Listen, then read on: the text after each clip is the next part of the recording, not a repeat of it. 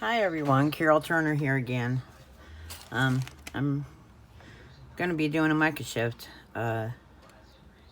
tutorial today, just like I said I was going to do with these two texture stamps that I made the last video. But we're gonna do a mica shift today and see how it turns out. I'm using Primo, and I'm gonna put together pearl white and sunset pearl, and then I'm going to put together graphite pearl and copper. I'm going to do a Skinner blend with graphite pearl and copper, and I'm going to do a Skinner blend with sunset pearl and just regular pearl white. But to do a Skinner blend, you want to just mash this down until you get a triangle shape going on here.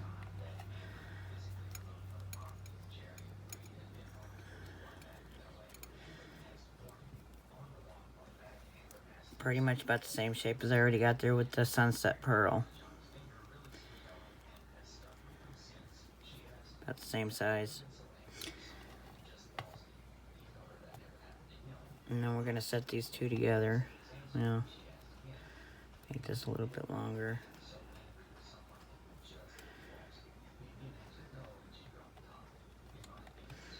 Oh, well, it was long enough. It's the sunset pearl that needs to be a little bit longer. Either way, it's about, they're going to get mashed together. I'm going to put this through my pasta machine and start putting it together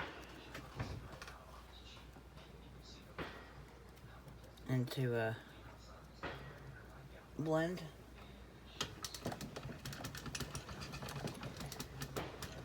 Can't believe my pasta machine's not squealing no more. It was squealing earlier, or squeaking.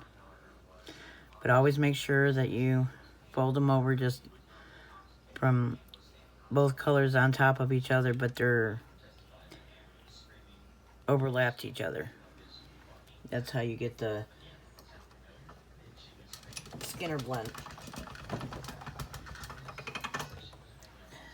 And you're going to want to do that probably about 20 times, 25 times maybe, until it, on your thickest setting, until it comes together.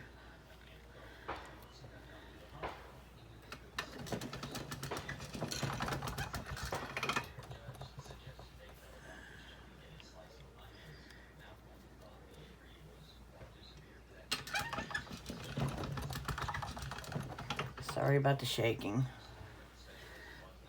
But my camera stand is also attached to my desk, and my desk gets kind of wobbly when I'm using my pasta machine.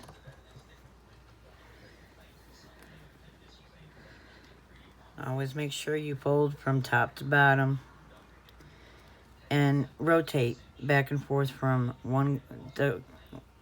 the side to the side to the side every time you put it through the pasta machine. It'll help keep your edges smoother and keep you from having this right here. That's because you keep putting your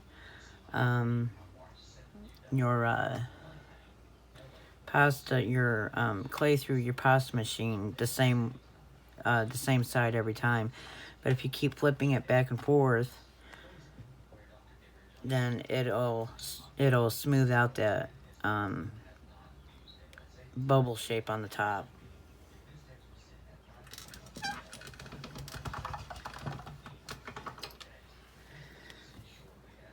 See, it's already starting to smooth the bubble shape out just because I started rotating it back and forth.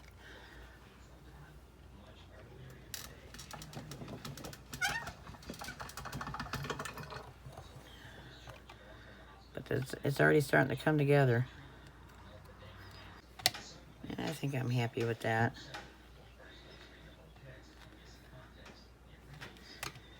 But you want to smooth the side. See how when we folded it over, see how the mica shift is shifting there on where it was last rolled through the machine? You don't want that because that's going to show up on your pattern. You want to smooth the side that doesn't have any of those lines through it.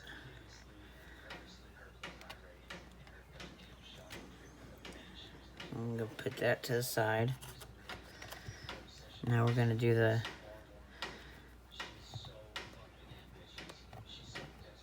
the copper and the graphite pearl now.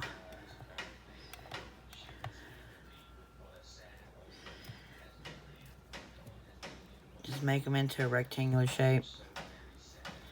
You can roll them out to a rectangular shape too and do the same thing. It doesn't matter really. They get blended through the machine the same way. You can roll them out flat and put them together like this, or you can roll them into a ball and then mash them down into the shape. It doesn't matter either way. Whichever way you like doing it.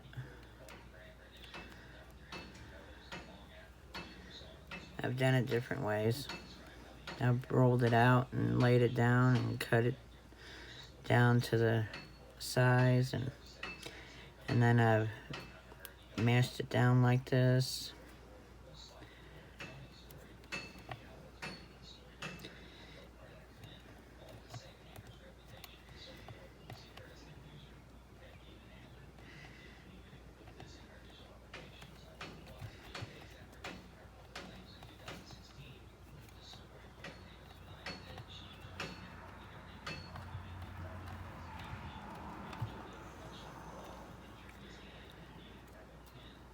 But you want to make sure that they are connected before you put them in your pasta machine now. Make sure that they are pushed together so that they'll make that connection and start the blend. I like that.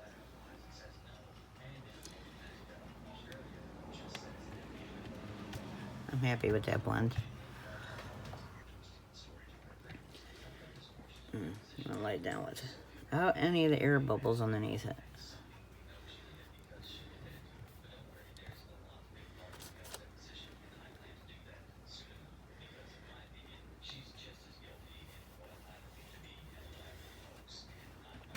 Now for this next part, you're gonna wanna wet your clay down with some water.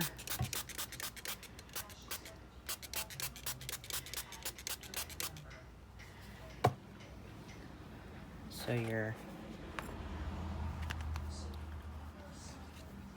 piece doesn't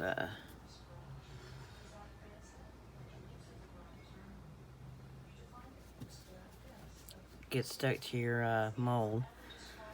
I was just gonna do one of the texture stamps for both of them, but I think I'm gonna do a texture stamp for each one.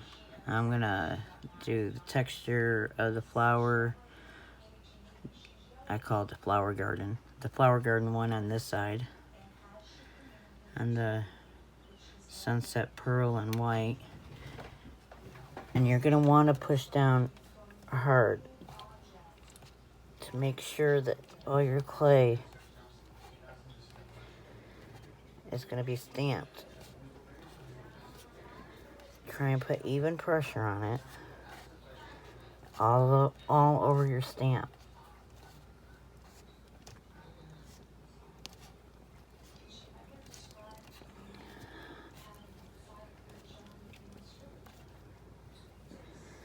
I think that's good. Hopefully I got it all up in there.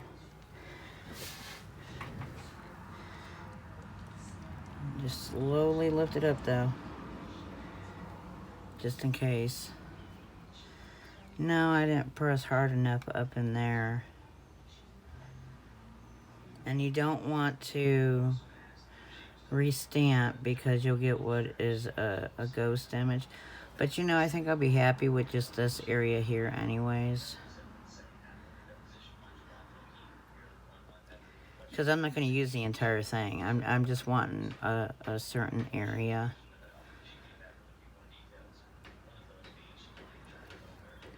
So we'll try it this way. If it doesn't come out, I just do it again. Alright, let's try this side now. I want more on the copper end. I probably should have... I should probably put this on top of the stamp.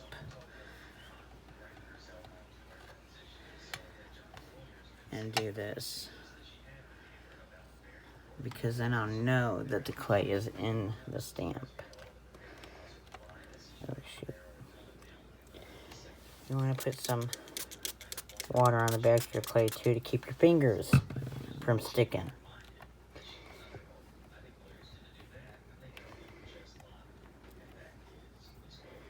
Try not to lift your fingers straight up off the clay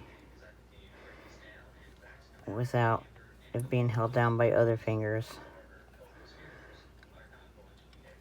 Try and walk your fingers across the stamp to keep your fingers from lifting the clay back up.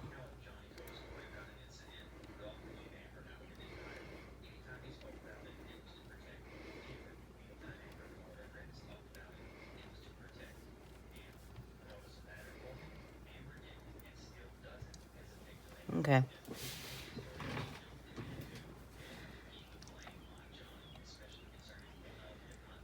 Ooh, I like that.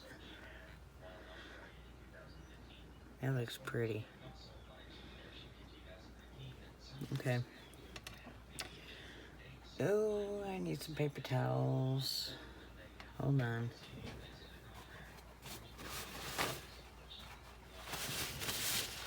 There we go. Wipe up any of this excess water. I can clean it out of the stamp later. That's just water. It's not gonna hurt the stamp. Sorry about the shaking. Try and dry your stamp off as good as you can too, without pressing into it.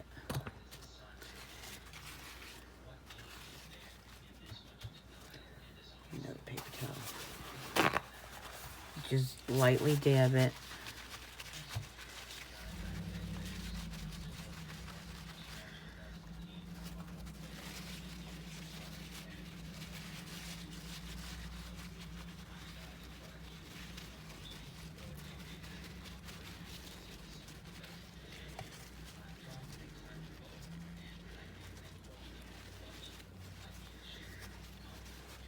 Front isn't so as important as the back, because the back you want it to get stuck to your glass when you go to shave the top of it off.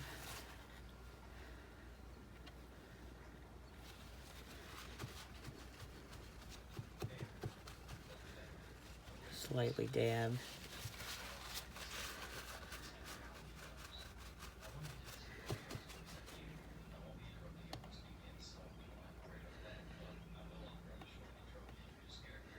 Well, that one I don't need to pull up. I've got it, it's already stuck to my glass.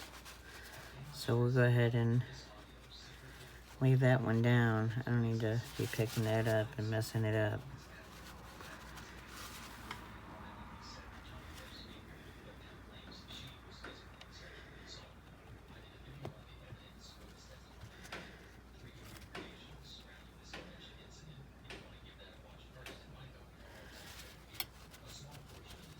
Try and help your clay to stick to that glass without pressing your stamp texture out.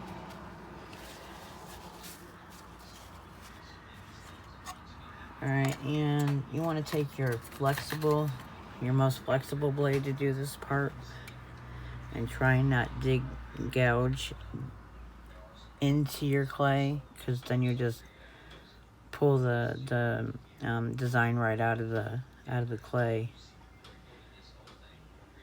You just want to try and evenly pull across the stamp, just to lift that texture up off of the stamp.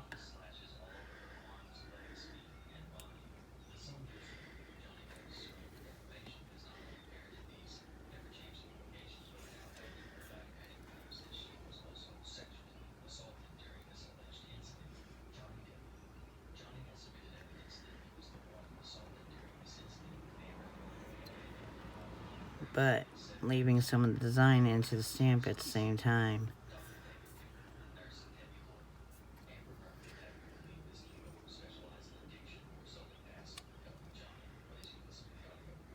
I think I dug too far in there. A little bit.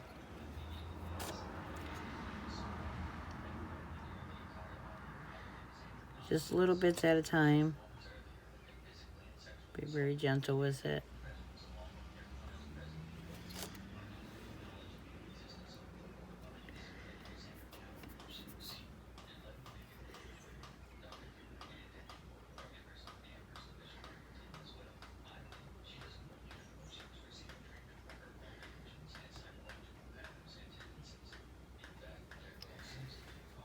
Oh, shoot.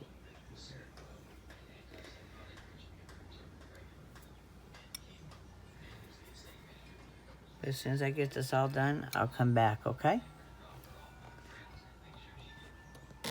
Sorry, guys.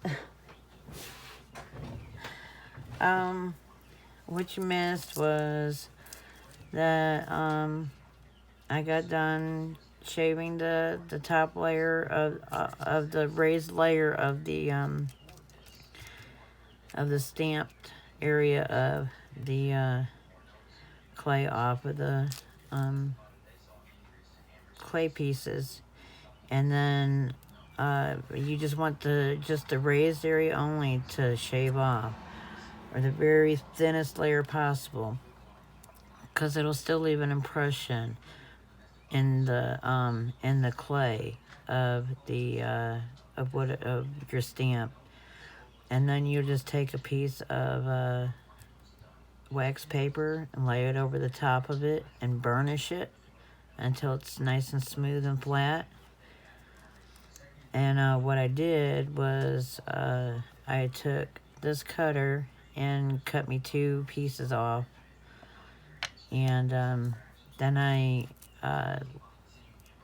coated one with cornstarch and laid this other one on top of the other one with cornstarch so they wouldn't stick together.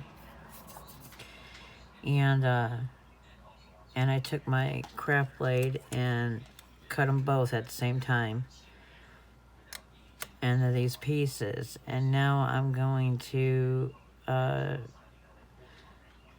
reverse the pieces, one on top of the other on each one, and hopefully it turns out good. But this is the next piece, and I've got this right on the edge of the tile, so that's not going to work.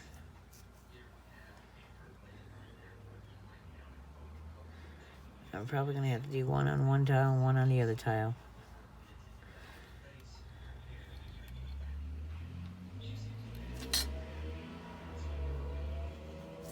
I gotta pull this down here by me for a minute so I can line it up again. Or I can just do this to line them up again. I keep screwing everything up. I think I'm recording and I'm not recording, and I'm still not fully relaxing while doing this, so I keep making mistakes. Once I start fully relaxing while doing this, I'll stop making all these mistakes.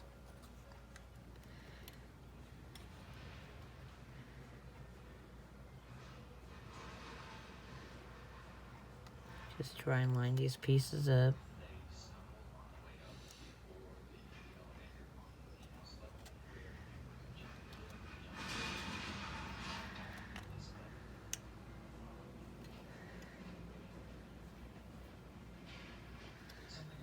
best it can.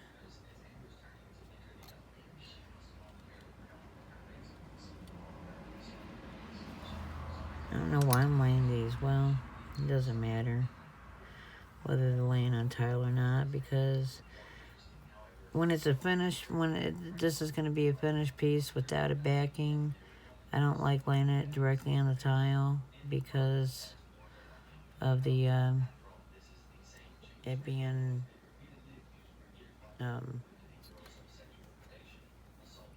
having that shiny surface on the back and the little bubbles and stuff.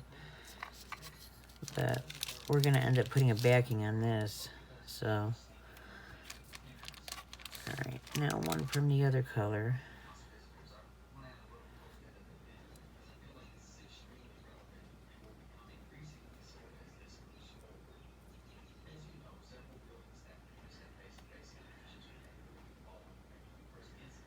Just try and make it as even as possible. And it wouldn't really matter if you didn't get it butt up against there, because you're gonna burnish them anyways. And when you burnish them, it'll draw them together.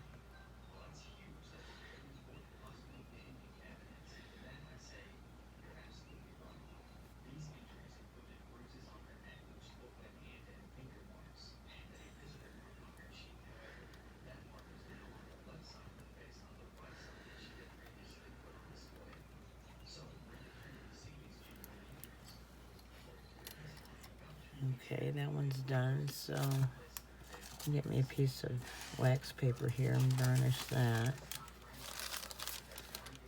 Where's my tool? There it is. Alright. Now lightly burnish these until you can't feel the seams between them no more.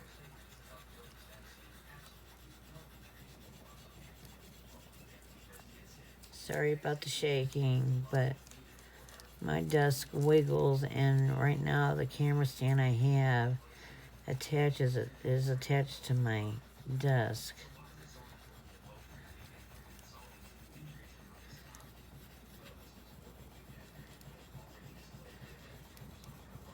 I'm gonna have to cut this out again, because burnishing it is pushing the edges over.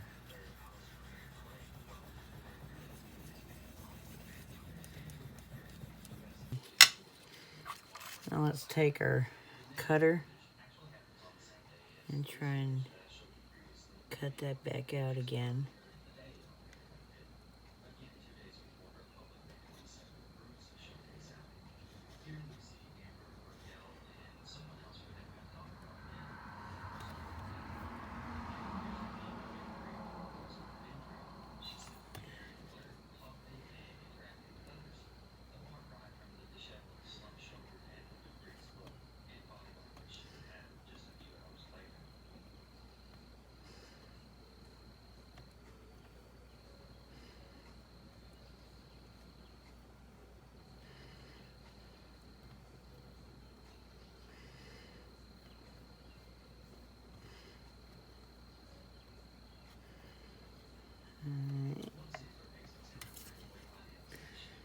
We can clean our edges up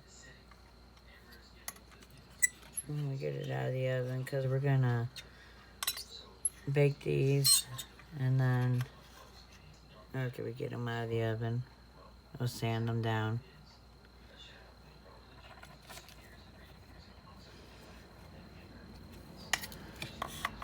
But there we go. They're gonna look really pretty once we dome them over with some resin. The design from the mica shift will really pop out.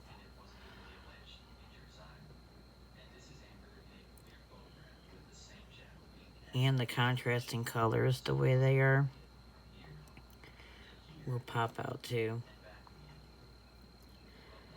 But I'm gonna put these into the oven at 275 for at least about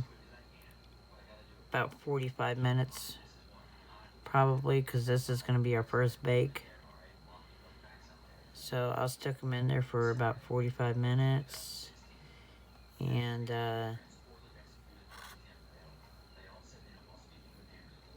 then we'll put a backing on them and bake them again for about another hour. But I'll be back.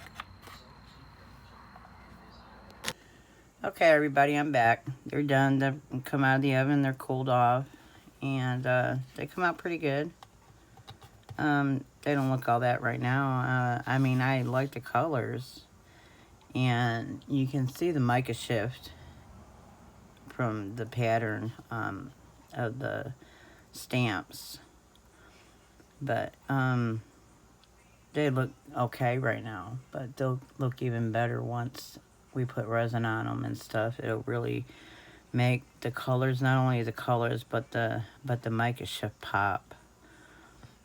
But we're gonna lightly sand them right now with some just lightly sand them with some 400 grit and 800 grit sandpaper. We just want to get any of the imperfections off of them. I got 400 grit and 800 grit here, so we just want to sand the edges where the edges were stuck to the tile from the cutters, just to make sure they're smooth. And I prefer to wet my sandpaper. I usually do this in a bowl of water, but whenever I'm just lightly sanding like this, I'll just wet the sandpaper down with the spray bottle.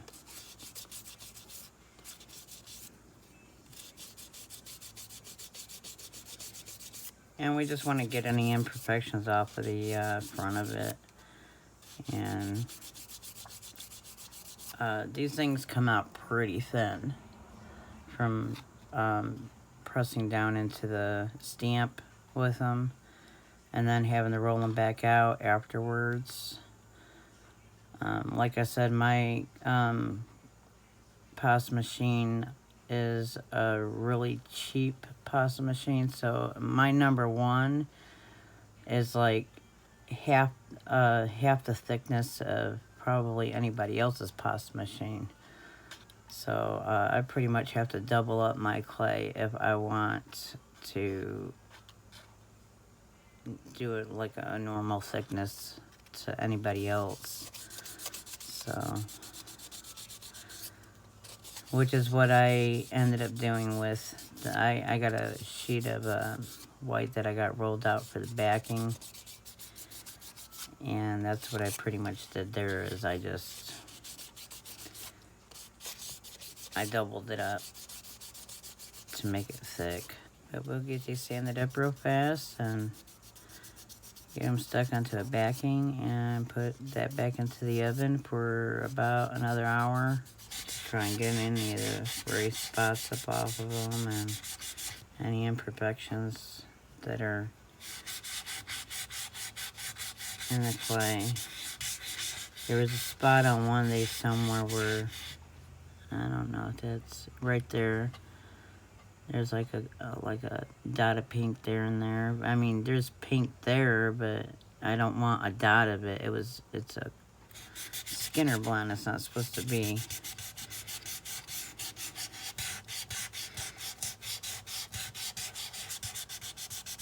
But you don't want to sand too much, because if you sand too much, it'll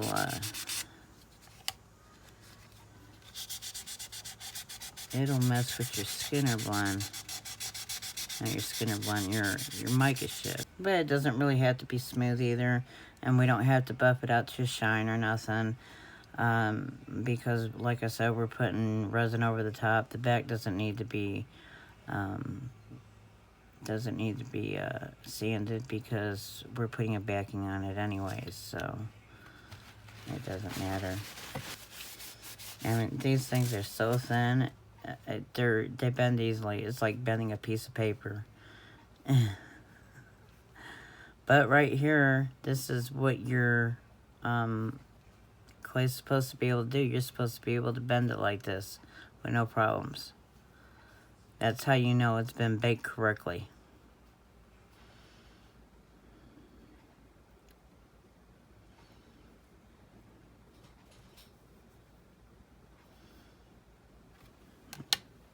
It didn't come out exactly as I imagined it would come out.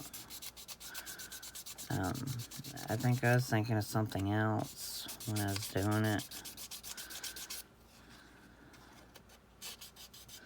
I really don't know what I was thinking of, but I mean, they come out okay.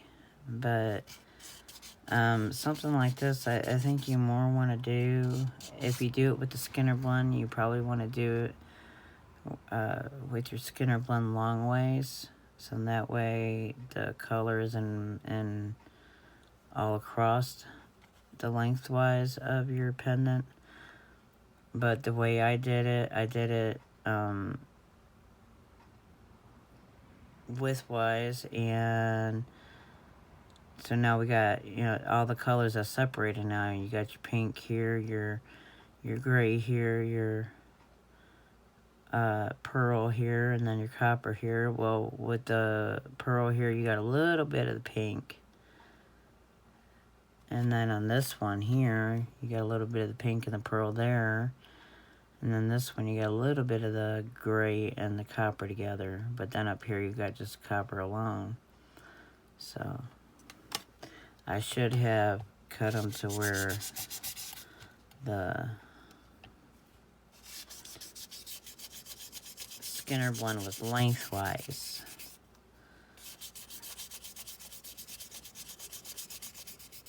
But maybe now I'll remember next time.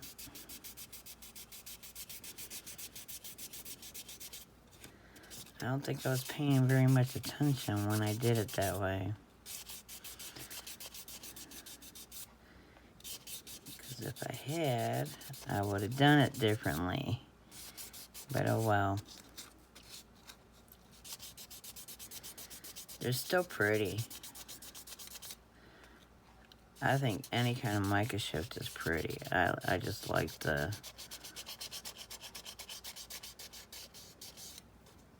I like the shimmering of the micas. I just think they're so beautiful. I love mica powders.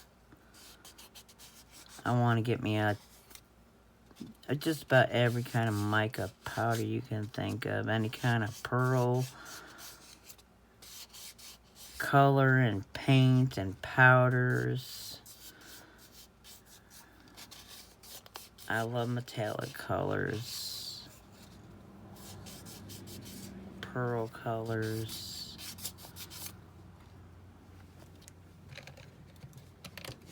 My absolute favorite color is purple.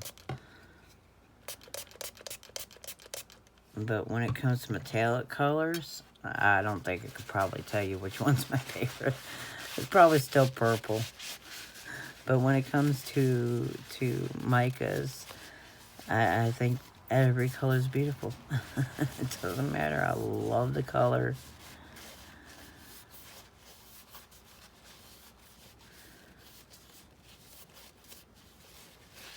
As long as it shimmers really good.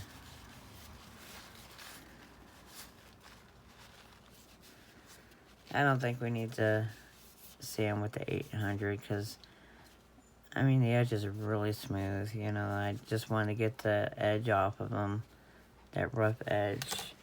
And like I said, we don't need to buff them or nothing. It's not necessary to do that because we're covering it up with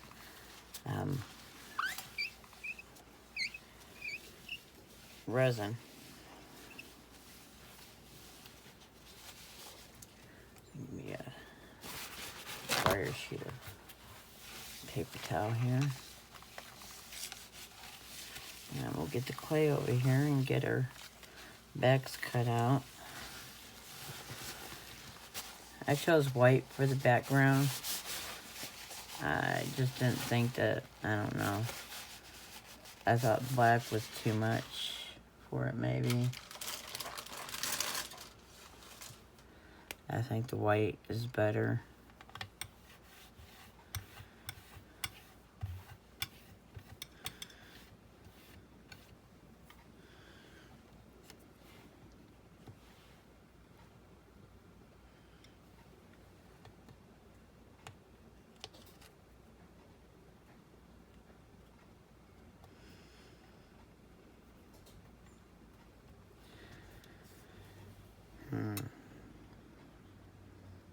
I'm hoping that I can probably, might turn that one on the side a little bit so I can fit it in there. I'm hoping that I can get these cutters, or this cutter, to go back over the shape. I don't remember if I rolled it out a little more, burnished it out a little more after I had cut it. If I did, these are going to be a little bit bigger than the cutter. No, I didn't. Cutter fits perfect over that.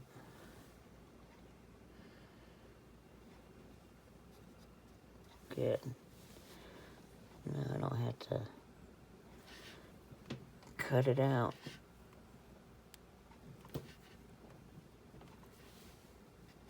With the craft knife and mess up the edges.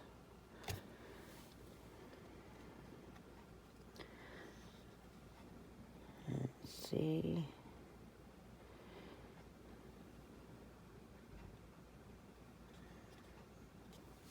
Okay.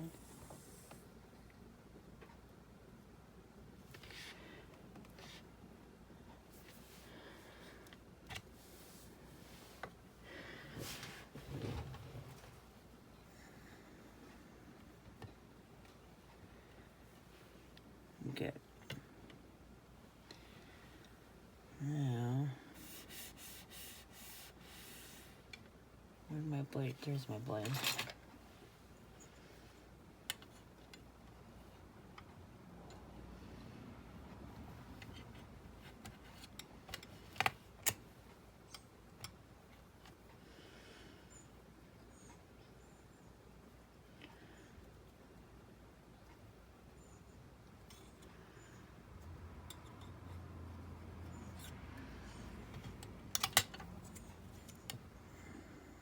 Let's just run my blade along the outside to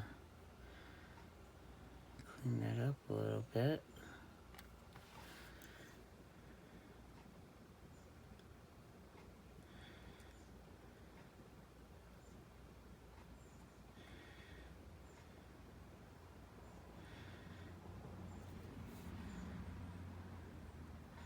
The cutter went over the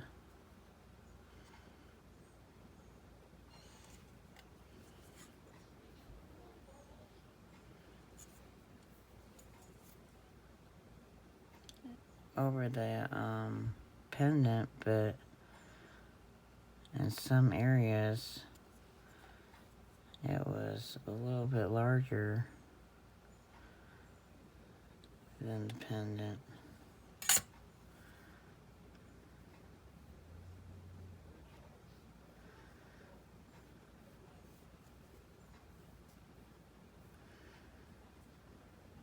Let's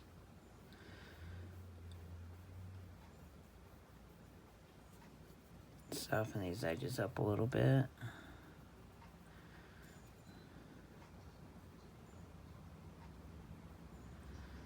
So they're not so squared off. Sorry about that. It was time for my husband to come home from work, and I didn't realize it was that late already. Time gets away from you when you're messing around with stuff like this. But we're gonna finish these up and get these into the oven so we can get them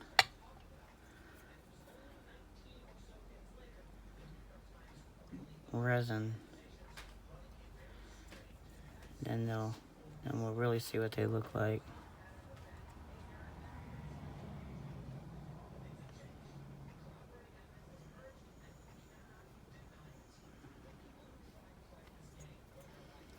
I beveled the other edge. I don't know. This edge, I think I'm just gonna go straight on with it. Okay, I'm back. Sorry about that. But my craft room is basically, my dining room is turned into my craft room, so it's the central part of the house, which everybody goes through, and I can't help it. So when there's noise around or whatever, the only thing I can do is pause the recording and stop what I'm doing until they're done. Especially when it's in the middle of the day and I can't stop everybody else in the household from living just because I'm trying to record a video on crafts.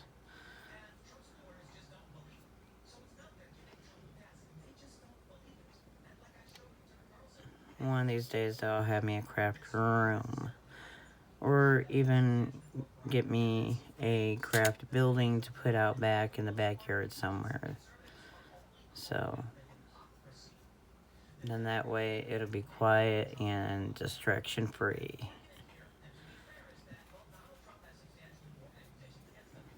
But that's a dream.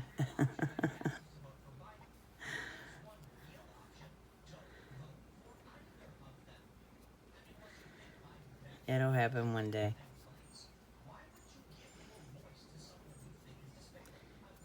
Even if I have to start a fund for it. Smooth these edges out. Then I'm going to texture the back.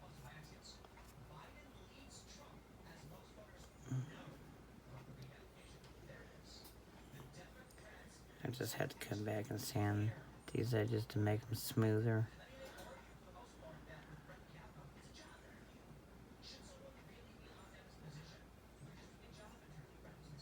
Or do a smear.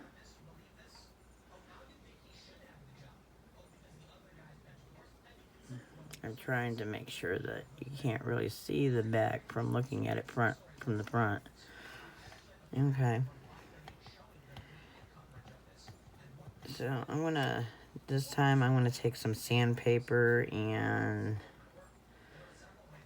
texture the back with some sandpaper. I got some, I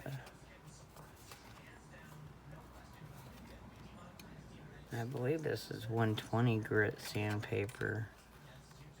It's either 80 or 120.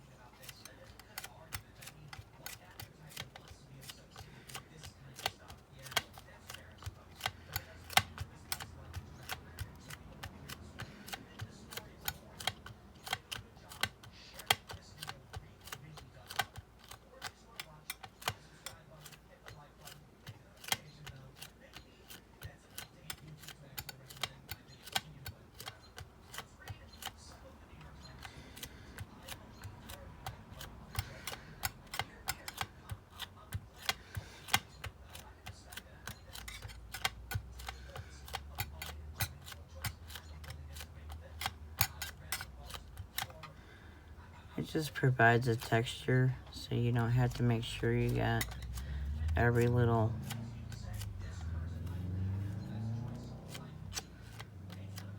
imperfection out of the way. And it gives it, you know, I guess, what do you call it? I guess character or something, I don't know. So it's not just plain on the back. Okay. And like I said, later on we'll come around and smooth the edges out. I don't know, I've never tried sandpapering the edges or texturing the edges.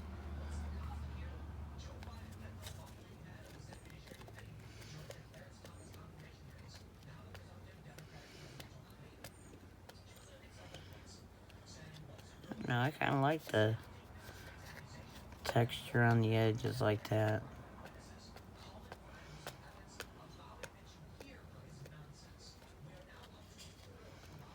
That's one thing I've never done is textured the edges.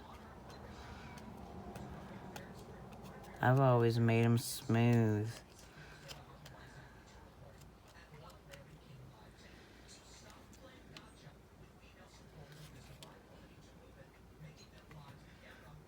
But you gotta be careful after you put your texture on not to turn around and smash it in. These things are so flimsy, it's easy to bend them. We're gonna put it on top of a piece of paper when we put it into the oven, and that'll keep the that'll keep it from coming out all shiny.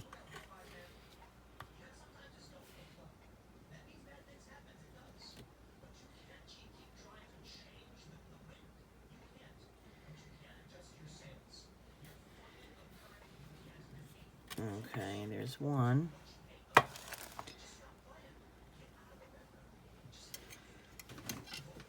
And I think I've got a hair, probably one of my Yorkie's hair. It's red, little red hair. Of course my hair is red too, but my hairs ain't that tiny. I got a Yorkie and I keep her hair cut down. She don't have long hair. So that's gotta be one of her hairs. I'm gonna texture the edges first so that I can hold on to the front and the back without worrying about having to smash it.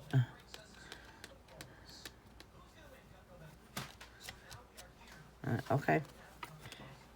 We're gonna pop these on some tiles and get them into the oven and get them baked up at 275 for 1 hour. And then we'll be back to resin them as soon as they get cooled down. I'll be back. Alright everybody, I'm back. We got the backs baked on, and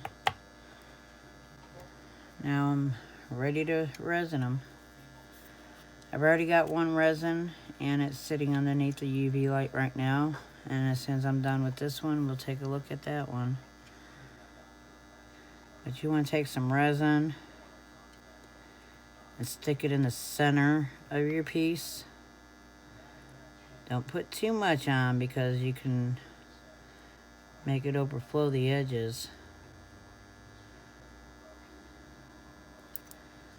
You can always put more on later if it looks like you don't have enough. Just put some on in the center. And I use my silicone tool for shaping clay. I just use that because resin don't stick to silicone. It won't dry hard on the silicone. I can always get it off, so I just use my silicone tool instead of wasting toothpicks or something, you know.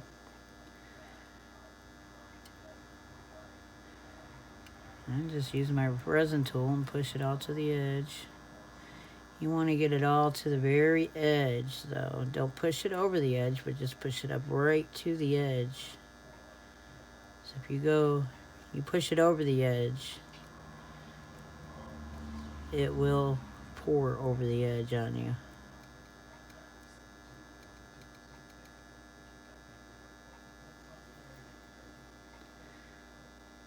But see how much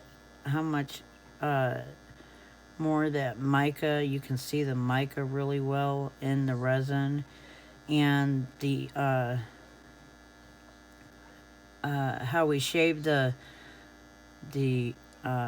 layer of the stamp off, and you could still see the impression of the stamp in the flat clay just because it's mica. That's why they call it mica shift. Well, when you put resin on, it really makes that pop out, and it makes it look like it's even raised still. It doesn't even look like you shaved it off.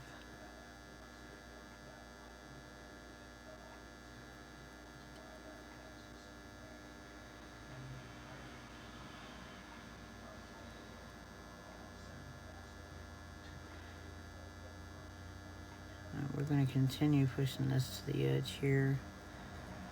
And then we'll see if we need to add any more. I've made a couple of messes where I've actually put on way too much resin, and it ended up going right off the edge because I put on so much that it just because it levels itself out. But I put on so much that when it leveled itself out, it had no place else to go but right over the edge.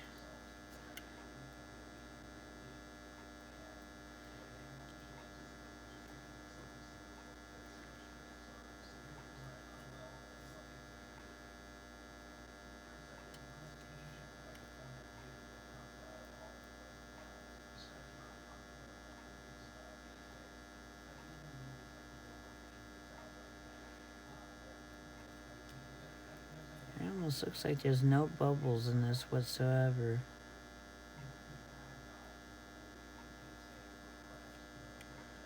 This is just that Chinese hard resin, UV resin. What is that?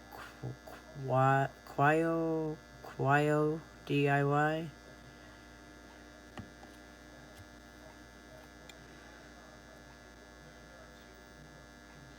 You just put it under a resin lamp to set it. It probably takes about 30 seconds, or not 30 seconds, 30 minutes to set it. That's about how long I usually keep it under there, is about 30 minutes. I've checked it before then. It always seems to be a little tacky, so I keep putting it back underneath there. So usually it ends up being about 30 minutes at least. Sometimes I'll keep it under there for a while just to make sure it is set. If I have the time to keep it underneath there.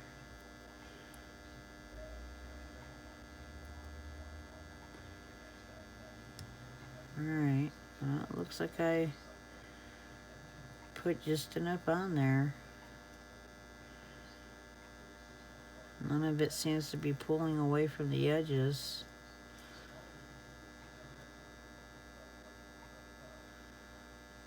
But man, look how much better that looks. Just from putting resin over it. It makes all those shapes and everything in the mica to just pop right out. And it makes it even, it makes the shimmer of the resin even more. It looks so pretty.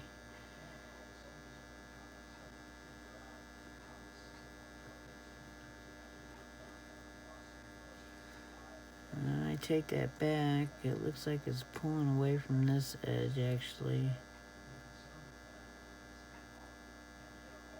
Or maybe that's just the way it looks to me.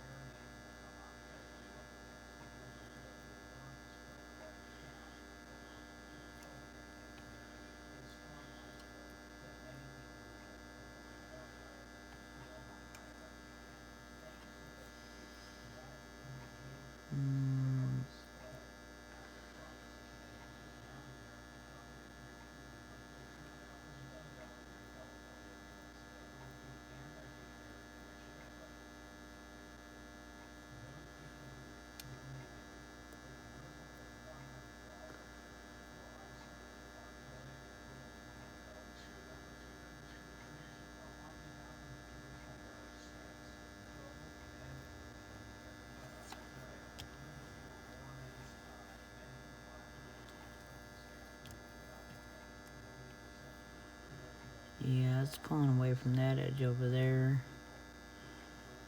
But I think it might be pulling away from that edge just because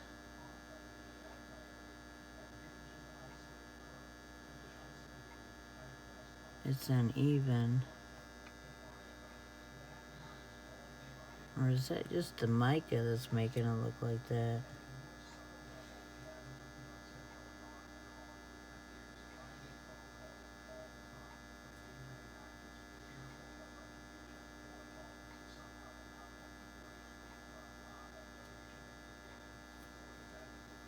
I think it's just the mica that's making it look like it's pulling away from the outer edge over there.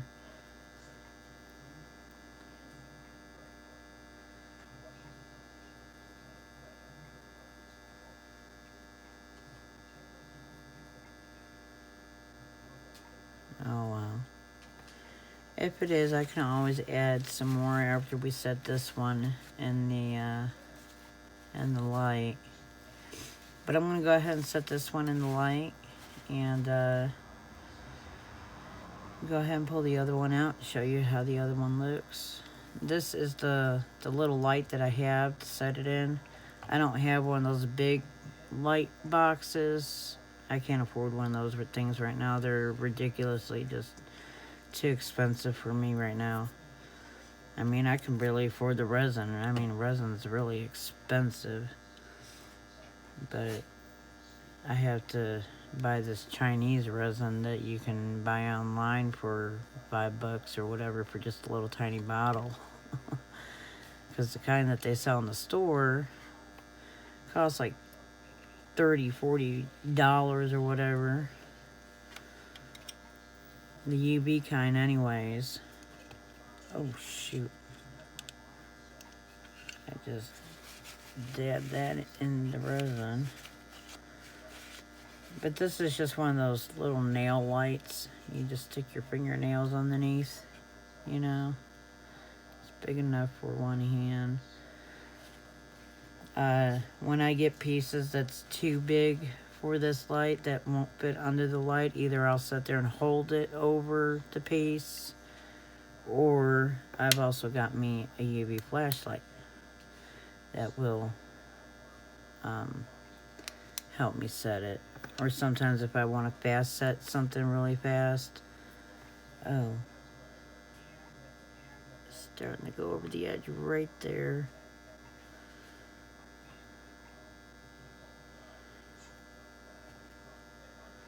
And hurry up and get the light on that to make sure it doesn't go over.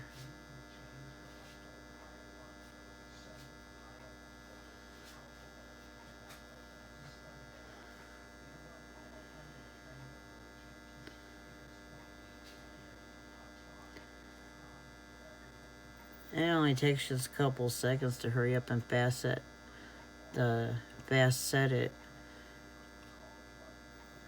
Once you fast set it, it won't flow no more.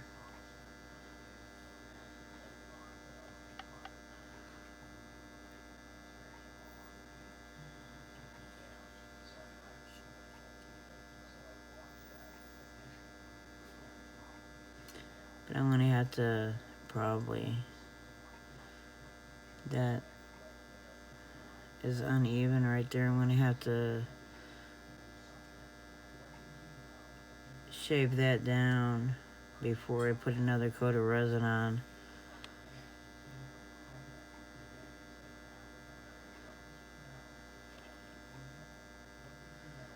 Okay, it's already fast set. See, I can touch this right now and the resin doesn't move. It doesn't make a dent in the resin or nothing right now. That's how fast it is to set it. But we'll stick that up there and let that sit for a while and cure. And we'll take a look at this one. This is just one coat of resin too. And look how beautiful that looks and how shiny it looks. I always put a couple of coats on. Usually mostly because it pulls away from the edges. This Chinese stuff will pull away from the edges because it dries so fast that it pulls away from the edges. Or it'll, if your piece is thin enough, it'll cause your piece to curl upwards on each end. because it sets so fast that it curls your piece up as it draws itself in.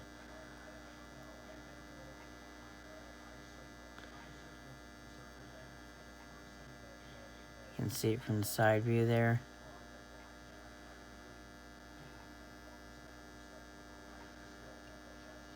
I love mica.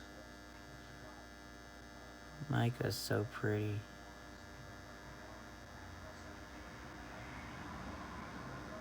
I could just sit here and look at the reflections of mica all day.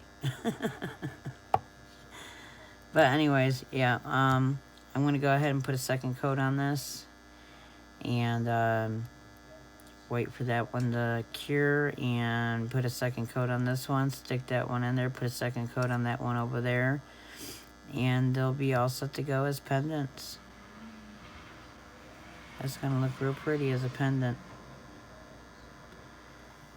But I really hope you guys enjoyed learning how to make these pendants with me.